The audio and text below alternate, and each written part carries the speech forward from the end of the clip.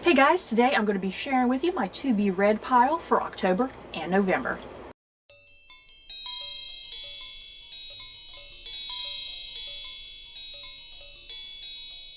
It feels so weird doing a TBR, you guys, for October and November. It's like it's kind of hitting me like, oh my god, the end of the year is like slowly approaching, and it just kind of feels weird. And especially because of how I do these TBRs, because I always do my TBRs, I go 2 months at a time. That's just how I like to do them, and yeah, it's just so weird, like, oh my god, and then after this there's just like December left for the year.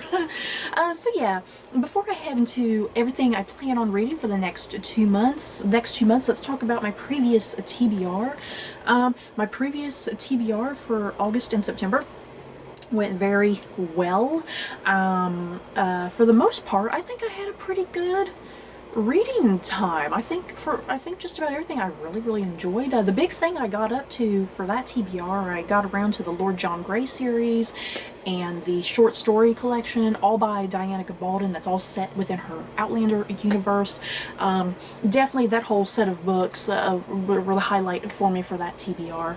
But yeah, all the books that I did get around to for my previous TBR, all of that I will eventually get to like physical video reviews. I get my written reviews on Goodreads. All of that goes up as soon as I finish reading a book, and then it takes months later for it to actually get on this channel for a video. But yeah, everything will be in some sort of video form at some point.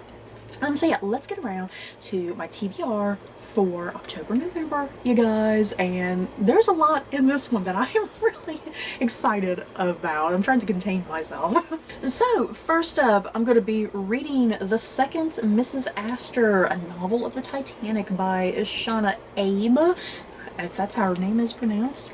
And you guys, I have been just highly anticipating this book for quite a number of months now. Once I discovered it was going to be a Titanic book focused on Madeline Astor, you guys. So yeah, let me just read some of this really quickly. Madeline Force is just 17 when she attracts the attention of John Jacob Astor. Madeline is beautiful, intelligent, and solidly upper class, but the Astors are in a league apart. Jack's mother was the Mrs. Astor, American royalty and New York's most formidable socialite. Jack is dashing and industrious, a hero of the Spanish-American War, an inventor and a canny businessman. Despite their 29-year age difference and the scandal of Jack's recent divorce, Madeline falls headlong into love and becomes the press's favorite target. And then, yeah, they go on an extended honeymoon in Egypt, and then, yeah, she gets pregnant, and then they are on the ill-fated voyage of the Titanic in 1912. Yeah, guys, and I'm all about that.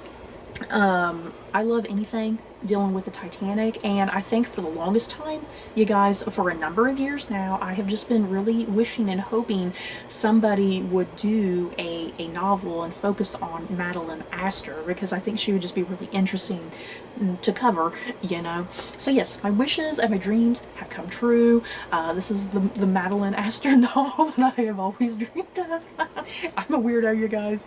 So yeah, hopefully this doesn't let me down. Hopefully this ends up being really good, because if it ends up sucking, I'm going to be devastated.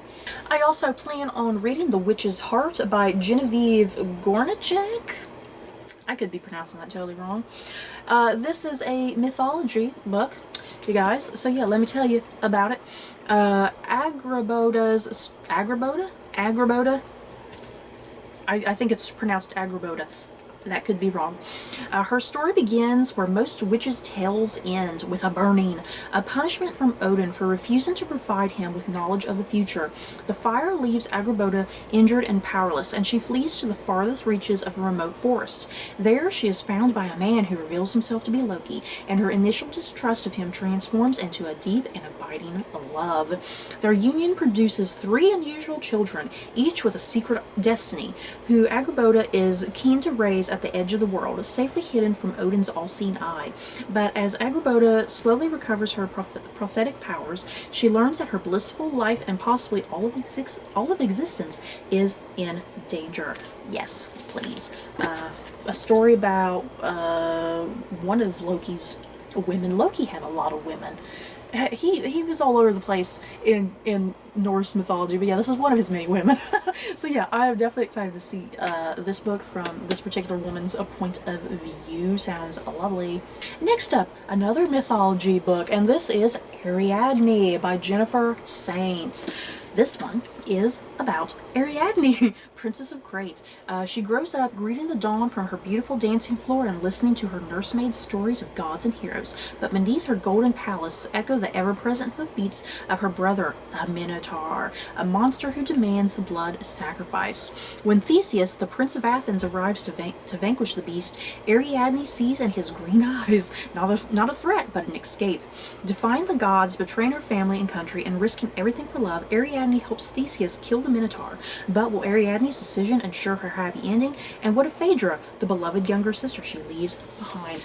Yes, please. I'm all about this. I got another Titanic book, you guys. I told y'all I'm obsessed with all things Titanic. I will read literally any single book with Titanic. This is Luck of the Titanic by Stacie Lee. And this one definitely really got to me because this definitely has a really unique premise and concept and whatnot that I've never seen on any other Titanic fiction. Valora Luck, I think that's how the name is pronounced, Valora Luck, has two things: a ticket for the biggest and most luxurious ocean liner in the world, and a dream of leaving England behind and making a life for herself as a circus performer in New York. Much to her surprise, though, she's turned away at the gangway. Apparently, Chinese people aren't allowed into America. But Val has to get on that ship. Her twin brother Jamie, who has spent 2 long years at sea, is on board, and as is an influential, I can speak, you guys, a circus owner. Thankfully, there's not much a trained acrobat like Val can't overcome when she puts her mind to it. As a stowaway, Val should keep her head down and stay out of sight, but the clock is ticking and she has just 7 days at the ship. As the ship makes its way across the Atlantic to find Jamie, audition for the circus owner, and convince him to help get them both into America. Then, one night, the unthinkable happens, and suddenly Val's dreams of a new life are crushed under the weight of only one thing that matters: survival.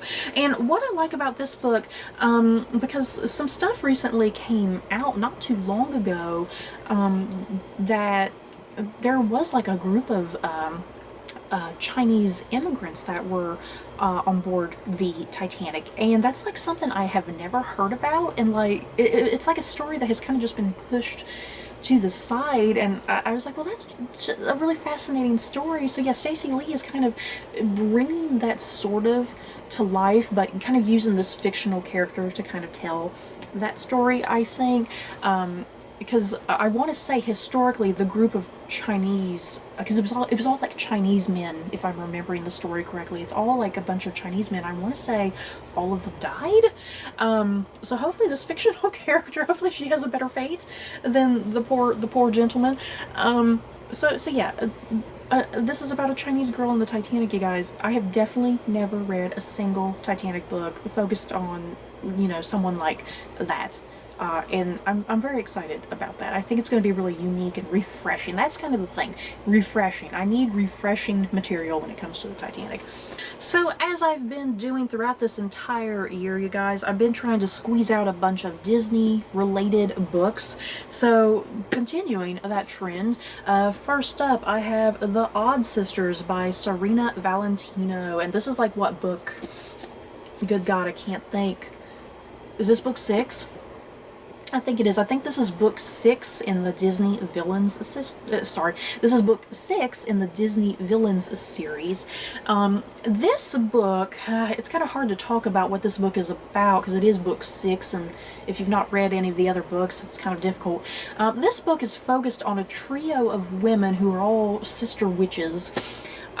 And these 3 women have been in every other book in the series, and they have some sort of involvement with the classic Disney villains, a kind of their role and how these other characters turn into these villains. And so yeah, the Odd Sisters, it's like, they're kind of this neutral ground almost. It's like, are they good people? Are they bad people? It's kind of hard to kind of differentiate that sometimes within the series. But yeah, that's pretty much what this book is about. It's focusing on these original creative characters that Serena Valentino has introduced into these other Disney villains series, if that makes sense. That's kind of the best way I can kind of get it down, simplify it, I guess. But yeah, as I've mentioned, I think every TBR that I've been doing, the Disney Villains series in general has been a big, massive disappointment. But as I also keep mentioning, I already own every single book. I already own every single book. They're very short and tiny as it is. I can get done with them in just a couple days, so it's not really too much of a hassle, as much of a disappointment as these books are. And yeah, it's also kind of just reached the point that I'm morbidly interested to know where this story is going, because it sucks so bad, you guys. It's so terrible that it's like I still want to know where it's going. Is that bad? And then the other Disney series this is part of the Twisted Tales series, and this is Conceal, Don't Feel by Jean Calanita. And of course, this is related to Frozen. Yay! Because Anna and Elsa are here on the cover. Like I said, this is part of the Twisted Tales series. I have been in absolute love with the Twisted Tales series. Nothing has disappointed me thus so far. So yeah, the big thing about this, the Twisted Tales series, they always ask some sort of what if question. What if so-and-so did this instead of that? How is that going to change the course of the story that you know? So this one is asking, what if Anna and Elsa never knew each other? Ooh. And you guys, let me backtrack to the Odd Sisters really quickly, because I like showcasing the covers. This one has the poisonous apple here, and then underneath is the rotten core of the apple. I just wanted to show that because I love the unique look of these covers. They're really creative. It's the one thing about these books that are actually good, you guys. Next up, I plan on reading The Disappearing Act by Katherine Stedman. And Katherine Stedman is an actress, you guys. And I had to look on her IMDb. When I found out that Katherine Stedman was an actress, I had to look on her IMDb to see if she was in some things that I had seen before. And I've actually seen her in quite a number of like period dramas. So yeah, if you've seen something like The Tudors, for instance, she was in The Tudors. And I believe she was in an episode or two of Victoria. She's been in quite a number of British period dramas that I have seen, and so I was pretty thrilled about that. So I didn't know she wrote books as well. So yeah, this is The Disappearing Act, and this sounds really fantastic, you guys. Once a year, actors from across the globe descend on the smog and sunshine of Los Angeles for the grueling gauntlet of pilot season. Every network and studio is looking to fill the rosters of their new shows, enticing a fresh batch of young hopefuls, anxious, desperate, and willing to do whatever it takes to make it. Careers will be made, dreams will be realized, stars will be born, and some will be stuffed out. British star Mia Elliott has landed leading roles in costume dramas in her native country, but now it's time for her to join the horde of talent scrambling for their big breaks. She's a fish out of water in the ruthlessly competitive arena of back-to-back auditioning. Then one day she meets Emily, another actress from out of town and a kindred spirit. Emily stands out in a conveyor belt world of fellow auditioners. But a simple favor takes a dark twist when Emily disappears and Mia realizes she was the last person to see her. All Mia has to go on is the memory of a girl she met only once, and the suffocating feeling that something terrible has happened. Worse still, the police don't believe her when she claims Emily has gone missing. So Mia is forced to risk the role of a lifetime to try to uncover the truth about Emily, a gamble that will force her to question her own sanity. So yes, I was like, this sounds great. And yeah, it's like I said, Katherine Stedman herself is an actress, and it's like she's kind of writing what you know. You know, they always tell you that, write what you know. So she's writing what she knows, and her experiences essentially as an actress, and the auditioning season, the auditioning process, and of course throwing in a little bit of a murder mystery in there. So I'm all for that. I'm definitely here for it. And next up, Love Scenes by Bridget Morrissey. I decided to try this book out, you guys. There was something about it that was kind of speaking to me. I was like, I'm gonna give this a shot because I think I might like this, because this is a romance book. I did find it in the romance section. I tend to never really travel over to the romance section, you guys, because it's not really my genre. But yeah, I was like, I'm gonna give this a shot because it sounds good. So let's see. Out of Work Actress. This is 2 books in a row about actresses, you guys, in Hollywood and whatnot. Anyway, out-of-work actress Sloane Ford is in desperate need of something to do after losing her steady TV gig. When her famous family ropes her into working as a producer on their World War II-era romance, they neglect to mention that the film will be headlined by Joseph Donovan, her least favorite co-star of all time. The roguish actor made her life a living hell the last time they worked together, using his movie star good looks and Irish charm to cover for his erratic professional behavior. On their new film set, he promises he's different now, but Sloane is far from convinced. As filming gets underway, it becomes clear that anything that can go wrong will go wrong. When the lead actress is abruptly fired, Sloane agrees to step in and take over the role, and she starts to remember why she fell in love with acting in the first place. On camera, she and Joseph share an electric chemistry. Off camera, they've been honing their characters and, much to Sloane's surprise, growing closer. But playing the role of a woman in love with Joseph Donovan is a dangerous business, and the more time they spend together, the less Sloane can tell what's real between them and what's just for show. So yeah, I was like, this sounds kind of cute. I'm going to give it a shot. Since the romance genre tends not to be my thing, like I said. So I'm going to give it a shot, see how it goes. And to conclude this TBR, also as I've been doing throughout this entire year, I've been doing this whole project of mine called Year of Rereading, because I've just been wanting to reread a lot of books this year, since I've just not really been able to get around to much rereading in recent years. So yeah, up first, what I plan on rereading in October, you guys. How perfect is this? Interview with the Vampire by Anne Rice. I am absolutely excited to get to this, because it's definitely been way over a decade since I last reread Interview with the Vampire. If you don't know what Interview with the Vampire is about, it's about a vampire who is being interviewed, and he is essentially telling his life story, pretty much, how he became a vampire and the life he led, the things that he did and got up to and whatnot. And yeah, anybody who knows anything about Interview with the Vampire, you know it was made into a really classic movie with Tom Cruise and Brad Pitt and little Kirsten Dunst. I freaking love that movie. I think I read this book after seeing the movie quite a number of times, and I just fell in love with that movie, and I was like, I must read this book.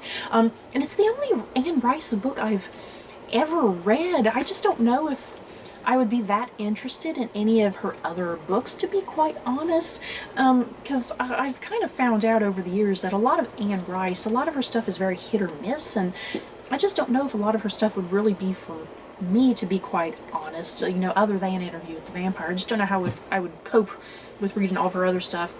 But hey, they are making a TV series on AMC, you guys, and apparently AMC is going to be covering like all of her Vampire Chronicle books.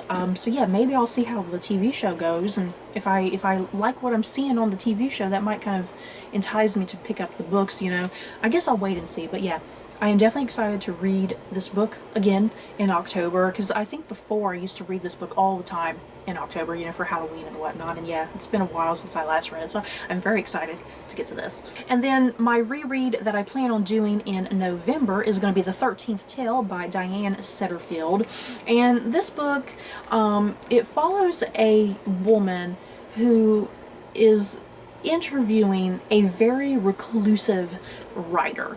And this reclusive writer, she has never opened up and talked about her life. So yeah, she's talking to this woman who's like a biographer or something like that, right? A biographer, autobiographer, something like that. So she's going to tell her life story.